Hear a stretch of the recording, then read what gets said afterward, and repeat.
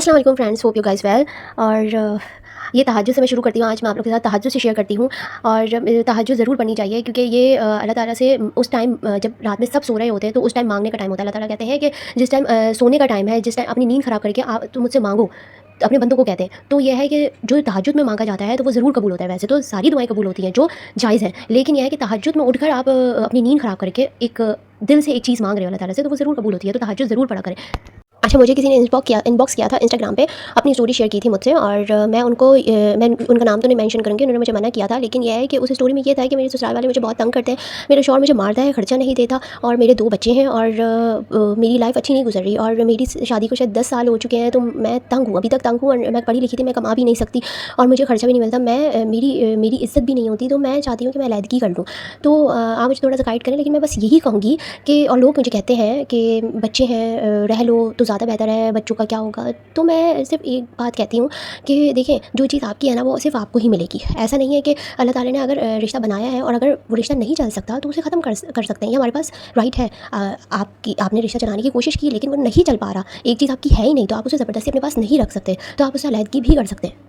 अगर आपको अपने ऊपर इतना ट्रस्ट है, अल्लाह ताला पे इतना ट्रस्ट है कि अगर अल्लाह ताला ने रास्ते बनाए तो वो आपके बेहतरी के लिए बनाए हैं, तो आप उस पे अमल करें और उस पे चलें। और लोगों का क्या है, लोग आपके साथ कभी भी नहीं होते। लोग आपके बुरे में तो आपके ज़ख्मों पे नमक ज़रूर छिड़कते हैं, लेकिन अच्छे में वो आपके साथ नहीं होते। अच्छे में भी सिर्फ दिखावे को आपके साथ होते हैं। तो लोगों को छोड़ें, आप अल्लाह ताला से मशवरा करें, अल्लाह ताला से दुआ करें, आप तहज्जुद पढ़ें, आप दुआएँ करें और अल्लाह ताला से दुआ करें कि जो मेरे लिए बेहतर हो वो हो, और अल्लाह ताला वैसे ही रास्ते बना देता है। एक्चुअली मैं अपनी एक स्टोरी शेयर करती हूँ कि मैंने बहुत रो रो के दुआएँ की, बहुत रो रो के दुआएँ की। एक चीज़ होते होते नहीं हुई, उस वो चेंज हो गई अचानक से, एक पलट गई, पूरी ज़िंदगी पलट गई। तो मैंने ये सोचा कि मैंने तो बहुत दुआएँ की थी और मैंने बहुत रो रो के दुआ की थी अपनी और मेरे बच्चों की बेहतरी के लिए, लेकिन ऐसा तो नहीं हुआ। तो फिर मेरे ज़हन में ख़्याल आया कि इसमें तो मेरी बेहतरी थी शायद। एक चीज़ होते होते नहीं हो सकी, तो मेरी और बच्चों की बेहतरी थी। अल्लाह ताला ने आँखें खोली, उल्टा मैं उस चीज़ को नहीं समझ पा रही थी तब भी, लेकिन अल्लाह ताला ने कुछ ऐसे सिनेरियोज़ पैदा कर दिए जिससे मेरी आँखें खुल गई, और ऐसी आँखें खुली कि अपने लिए फ़ैसले लेने आसान हो गए और अपने पैरों पे खड़ा होना आसान हो गया।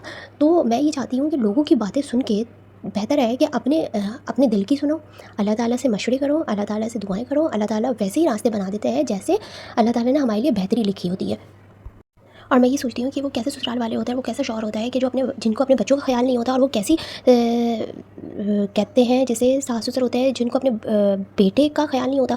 आप एक बेटे का खैर ख़राब कर रही हैं, आप अपनी जेलसी और इनसिक्योरिटी और कॉम्प्लेक्सेस की वजह से अपने बेटे का खैर ख़राब कर रही हैं। आप जेलस हो रही हैं अपनी बहू से, आपकी बहू भी तो आपकी बेटी की तरह है, और एक इंसान सोचता ही नहीं है कि आगे हमारी भी तो बेटी है।